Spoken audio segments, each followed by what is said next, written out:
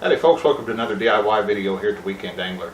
In this video what we're going to be doing is winterizing this boat and outboard here so that it can be put away for storage for the springtime. So what we will be doing is changing the lower unit oil. We're going to be seafoaming the carburetors and the cylinder walls. We're going to remove the prop and grease the prop shaft. We're also going to check the water level in the battery and get it put on charge. So stick around, we'll show you how to do each and every one of those things.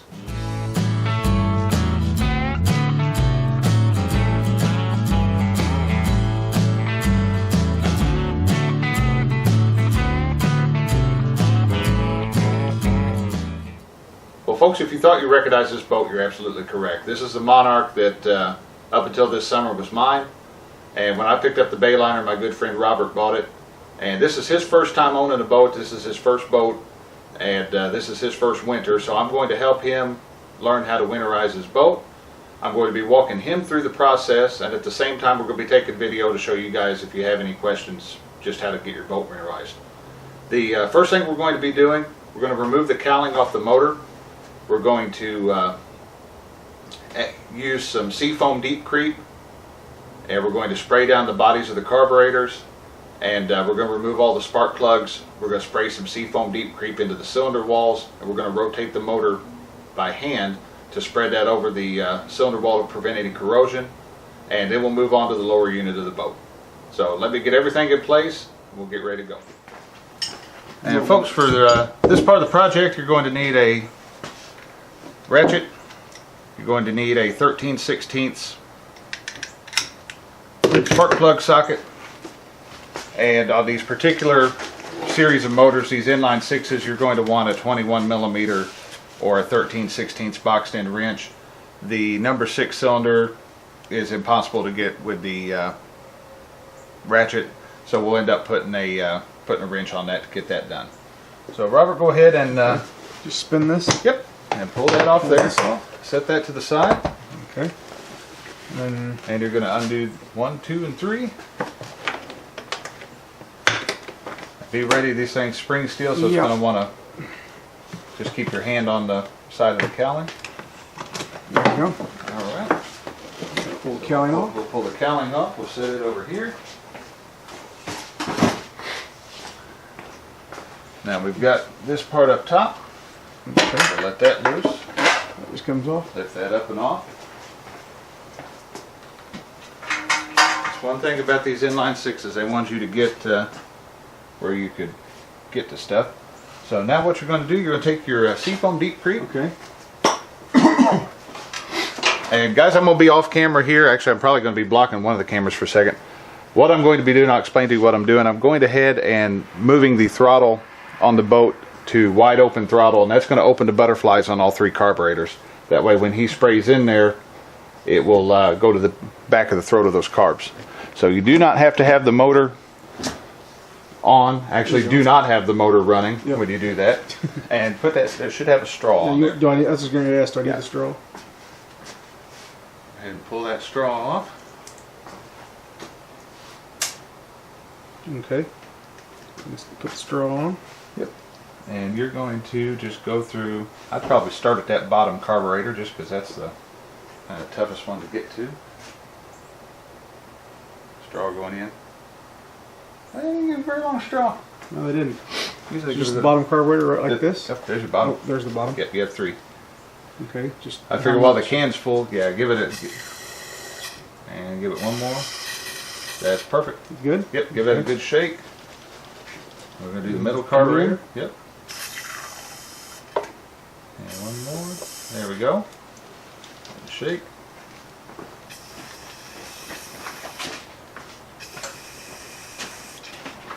Alright. There it goes. And now that that's been put in, we can, you've got a little bit overrun there, but that's fine. That's fine. And we're going to pull that back. Okay. That's going to close those butterflies, and that stuff's going to sit in there until the springtime. We actually are going to deep creep this one more time right before we start it. Okay. And it's going to break up any carbon that... That's what I was going to ask. What's the deep creep do? The deep creep, what it does is any carbon that you may have had build up in the bodies of the carburetors over the summer when you were running the boat, That's going to break. That's going to spend all winter breaking that up. Okay. And in the springtime, when we go to get it ready to hit the water, we're going to seafoam it one more time with the deepcrete, get it fired up, and we're going to watch this thing smoke and burn off all any carbon that's gone on. Plus, it's going to just act as a protectant in that carburetor to keep anything from. Does it also lube it up too? It lubes it up. It keeps anything from forming on the butterflies or anything. So Okay. now the next part here, what we're going to be doing is you're going to be removing each one of these spark plugs, and just go ahead and break that loose, and go to the next one. Now on this the inline, idea is to make sure they're labeled, right? yes, I've already beat him to this. What I've done is taken one of those silver Sharpies, and I have labeled all of the spark plug wires. Because if not, I can see that being really bad. If you don't, that could, on the inlines, the spark plug wires really will only fit the cylinder that they're intended to go to. Oh, they will? Okay. For the most part. Okay. Now- I just know with the cars. Now, if you had a V6 like that 200 on the back of my Champion, then you can get yourself in a bind. So I learned early on, go ahead and do that. That bottom one. That said bottom you gotta one, get to- reach in there, pull that boot off, and just kind of, yeah, put that other end of that wrench. Oh, I think he broke it loose. I did. Yeah. Okay. Now what do we do? And now we're going to remove each one of these. Let me get you a thing to set those on.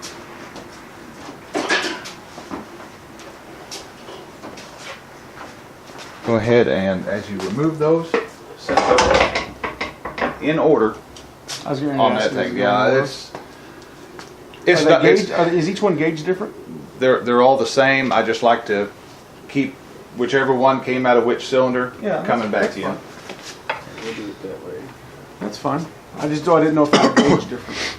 It's just more or less that's just my OCD kicking in, but I agree. I don't have a problem with that at all.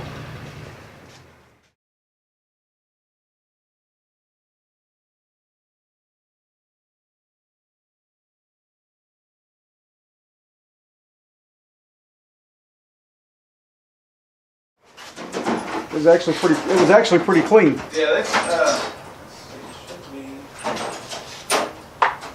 So now, do we spray anything in here yes, we're going to be spraying those here in just a moment. with the deepcrete inside those two? Yes. Okay. All right. So we have that. That's ready to go. And guys, for the record, I had to go through my sockets and find this because I don't use this one very often. The on this particular flywheel on this outboard, it is a 15/16 socket. So we're going to be using that in a 1/2-inch breaker bar. Really, with no spark plugs in, you're not going to have any compression. This motor, I could probably turn it over by hand. Makes it a lot This is going to help us. So what you're going to want to do now is give each cylinder about a 2 to 3 second burst of It's probably a good idea to check that again, because you don't want that in your cylinder, right? oh The yeah tube. yeah you don't want to You don't want the tube back spray the in your tube in there or else we're going to have fun there. Give it a little bit more. There we go. Yeah, just give a good solid 3. 3, that's good. Here, I'll get you out of your way for you.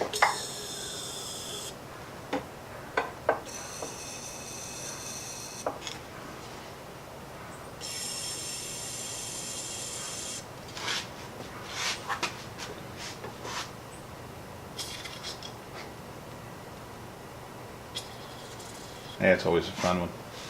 Yeah.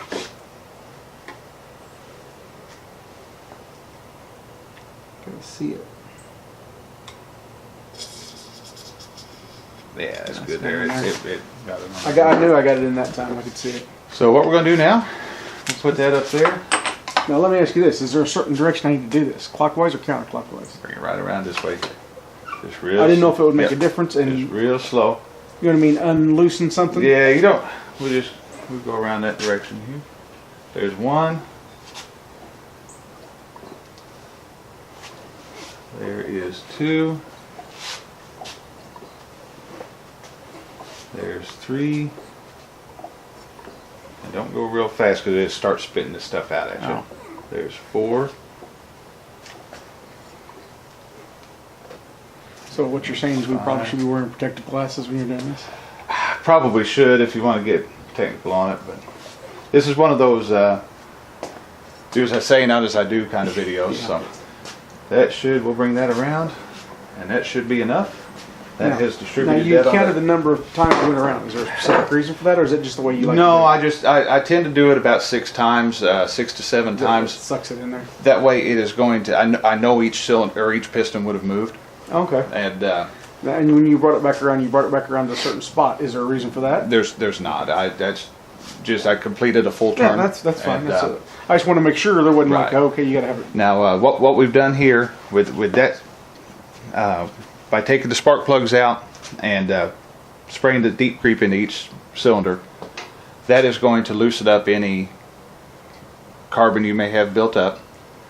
That is going to help lubricate your piston rings Okay. to keep them from seizing up.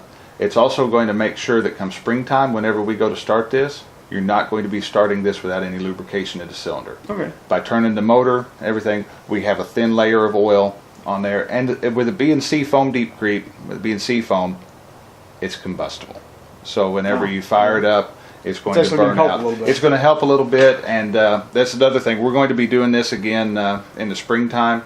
The day before we fire this up for the first time, we're going to give it each cylinder another 3 seconds, and rotate it a few times.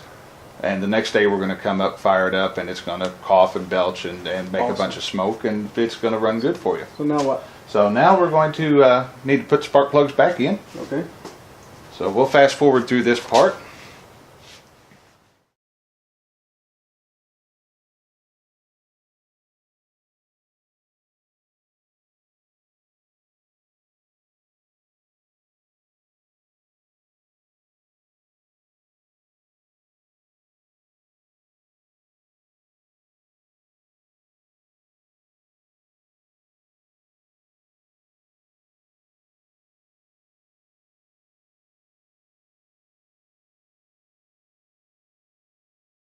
Well, folks, now that we have sprayed the carburetor bodies down with seafoam deep creep, we have removed and replaced the spark plugs after having sprayed the cylinder walls down with seafoam deep creep and rotating the engine to spread that across the cylinder walls. Robert's now going to go ahead and get the cowling put back on the motor, and it can be tough. It can be a bit of a bear. So we're going to walk through that one real quick. Lock in. Yeah, that's going to go down. There you go. All right. And that's locked on. You can pull up on this here. Make sure it doesn't come off. It didn't come off. And like I said, I've probably removed and replaced that cowling 100 times. Oh, easily. And it still gives me fits every once in a while too. You really would, it's nice to have a, give me a second here. There is a spot down here at the bottom that it's got a track. You need to make sure your cowling goes in the track. Pull that on there, clamp that one down. That one. Oops. Is it easier to do like I'm doing, go top and then bottom? Top and then bottom is about the best way to do it. And because that middle one doesn't really, if you do that one first, it doesn't help you out too much. So, put that one on. Cowling's on good and straight. Put this piece back on. Put the piece on, yep. Drop that in there. And you'll just rotate that, push it in, and turn that till it locks. And you have locked that down. So what we've got now, we've got the top end done on the motor, and the top end is winterized. I should have mentioned this earlier on, but we'll go ahead and mention it now. I have always, in all my boats, I run a fuel additive called StarTron. It helps keep the fuel vital. When Robert bought the boat from me, he got it with a tank full of gas. It had been treated with StarTron, and I told him to continue treating it with StarTron. If you don't add any kind of fuel additives to your fuel, you would want to go ahead and add something like a Stay-Bill, and you would probably want to get you a smaller fuel tank and treat that with some stabilized fuel. You'd drain your carburetors, you'd hook that smaller tank up, and you would put your motor on the flushing muffs and run it long enough to get that stabilized fuel up into the body of the carburetor and the jets. And folks, if you're wanting to see how to if you need to know how to run an outboard off of the flushing muffs, I have a video that I put up this summer on how to do that, and you know, that's enough of a process that it's a kind of a video in and of itself. So I'll put a link to that video at the end of this one. That way, if you're needing that information, you can go right to it. But now that we have the top end done, we're ready to work on the bottom end. We're going to be changing the lower unit oil. We're going to be removing the prop and greasing the prop shaft. And then your outboard's going to be done. We'll work with your batteries and you'll be set to go. So let's, I'm going to get the motor trimmed up because I'm going to show everybody what the 2 screws that we're going to be messing with to drain the lower unit. But then we're going to have to trim the lower unit back all the way down. Okay. Because gravity has to help us drain this. So. Well, folks, that brings us to the end of part 1 of this series. As you saw in this video, we got the top end of the motor done, the carburetor cylinder walls. In part 2 of this series, we're going to be doing the lower end of the unit. We'll be changing the lower unit oil. We'll be removing the prop and greasing the prop shaft splines. And the motor and outboard will be complete. We'll move on to getting the battery serviced, and Robert's boat will be ready to put back for the winter. So guys, I'll put a link to the part 2 of this video at the end of this one. As always, I appreciate you watching my videos. Like, share, comment, subscribe, and let me know what you think. I hope I've helped some of you out and shown you that this is something you can do at home. This is something you don't have to pay the big bucks to have done. You can do this every year by yourself. So as always, thank you for watching my videos. We'll catch you out on the water. Appreciate you watching the Weekend Angler.